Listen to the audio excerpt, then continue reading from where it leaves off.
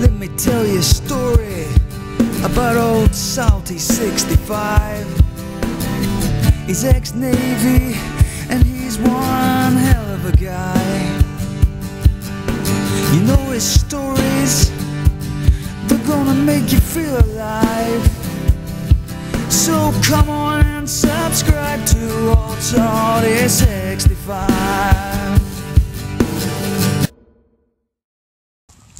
Here you go again. Well, this is a little bit of story about what happened. Well, one of the things that happened when we went to Japan, we went to Kuri, which used to be a Japanese naval base back during the Second World War, and there was a few old carriers there, a few destroyers, blah blah blah. But from there you used to be able to get the bus into Hiroshima, where they dropped the first bomb in at the end of the Second World War. Now, we decided that we'd go and have a look at the Ground Zero, and it's an unbelievable feeling and very eerie to be there. It was the only building basically left standing for kilometres around. It was, the bomb went like that. The city itself, you would never ever ever think in a million years the devastation that had been done there. This is the only place that they kept standing, and they sort of made a museum out of it. And they've also got a place called Peace Park, Hiroshima Peace Park. I'm pretty sure that's what it is. But anyway, I'll drop a picture in at the end, and it just shows you what was left and the devastation that actually happened there. But we decided in our wisdom, as we always did, that we'd get on the old terps. Well, anyway, that's what we did. We got a skinful in a few of the bars, but being sensible young gentlemen that we were, we decided to get back to Kuri, get on a grog back there. We're right close to the ship and we don't have any hassles about getting back on board. So we decided that we would go to a sake bar, which we hadn't visited since we got there, and I'd never tasted sake in my life. I just had no clue. So anyway, we get there and we're sitting up at the bar, you know, full as googs, absolutely off our face.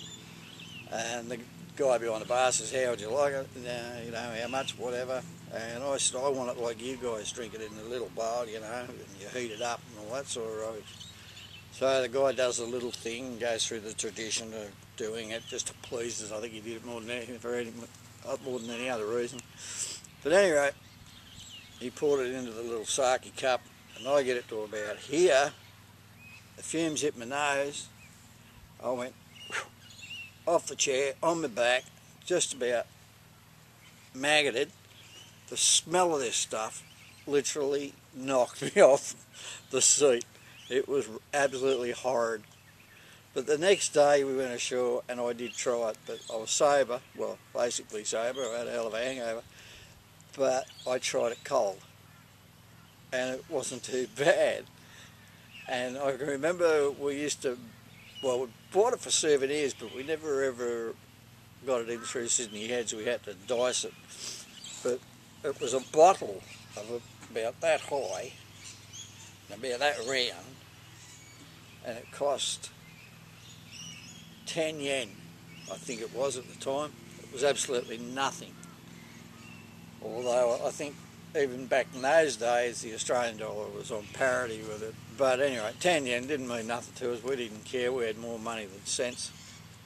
So anyway, yeah, we all bought these giant big bottles to keep for